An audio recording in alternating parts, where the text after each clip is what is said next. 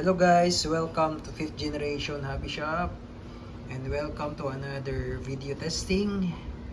Ngayon magte-test tayo ng WE Airsoft Pistol High Kappa 2011 two-tone. Shout out po natin si Sir Mark Alvin.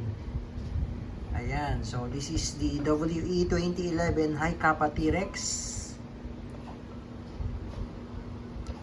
Silver slide, black frame.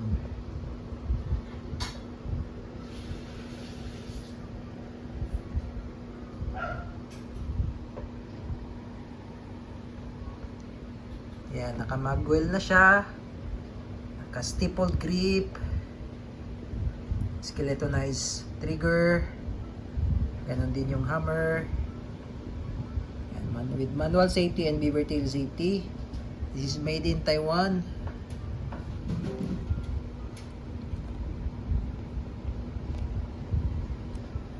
Yan, metal slide. Metal lower frame. Polymer grip. Fiber optic sight na, front and rear. Ayan. Okay.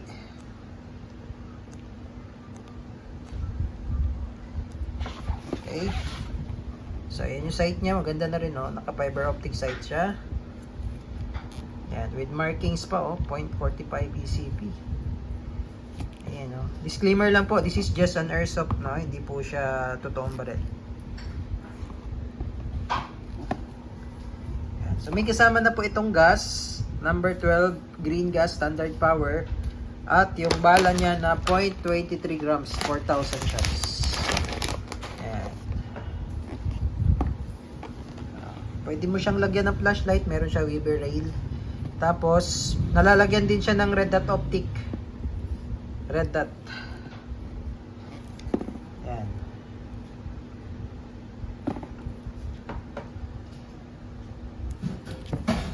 Ito po yung magazine niya, 30 rounder. Ipitan ko lang yung mga valve na to, sir. Lalagyan natin ng oil. May libre na po siyang silicone oil.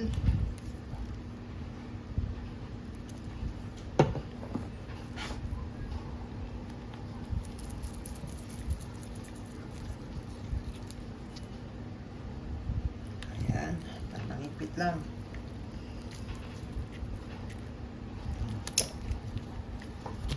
Ito naman yung inlet, kita na rin natin.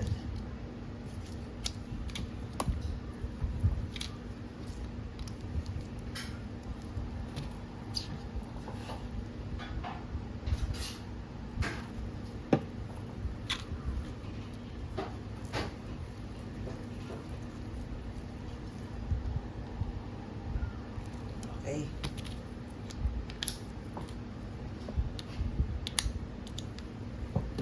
Yan. 30 po ang laman nito, pero mas maganda sir, ano lang, 15 lang ilagay mo sir para yung spring hindi agad lalambot, no? Pag laging puno kasi yan, lalambot agad yung spring. Kahit 15 lang, okay na yun.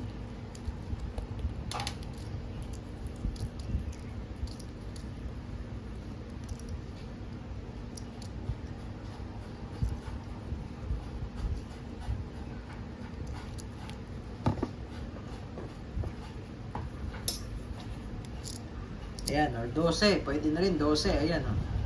So, para yung spring niya, hindi agad lalambot kasi pag laging compress yan, lalambot yan. Tapos, ito kasi, ano to double stack. Kailangan, walang, sir, alternating dapat, walang space. Ayan. Tapos, itong magazine, sir, pag lumamig po, pahinga nyo lang muna, sir, back to zero, pahinga para, kasi pag malamig ang magazine, humihina ang blowback. So, pahinga lang, back to zero, then, tsaka mo siya gagamitin ulit.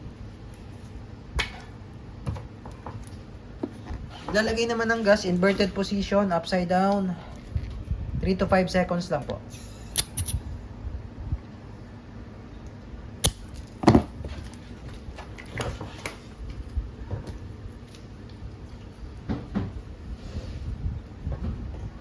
Okay, so i-chrono natin sir. Testing natin, tapos chronograph test, tapos testing tayo. Nga pala, testing natin yung safety. Yan, yung manual safety. So, kailangan mo muna, sir, ikasa bago mo iangat yung safety, sir, ha? Kasi pag hindi siya nakakasa, naka-rest yung hammer, hindi mo yan maiangat, oh. Todo. Maangat mo siya konti lang, hindi lang siya makakasa, pero yung safe talaga, hindi. So, dapat ikasa mo siya. Yan. Safety off. Pag hindi naman ito nakadiin, hindi rin puputok yan. Kailangan itong diinan. Yan. So, bukod sa manual safety, meron din siyang beaver tail safety. Okay. Ganda, oh. High Kappa 5.1. High Kappa 2011 5.1 T-Rex. Ito yung kanyang box. Made in Taiwan. Tapos may kasama pa siyang owner's manual. Ito yung mounting plate, sir, para sa red dot optic. So, itatago nyo po ito kung gusto nyo pong lagyan ng red dot optic yung inyong unit. Okay, testing.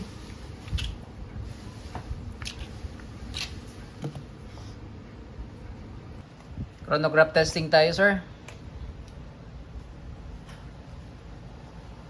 Okay. 2011 High Kappa T-Rex. Firing. 355.2. 350.6. 336.8. 333.5. Ayan.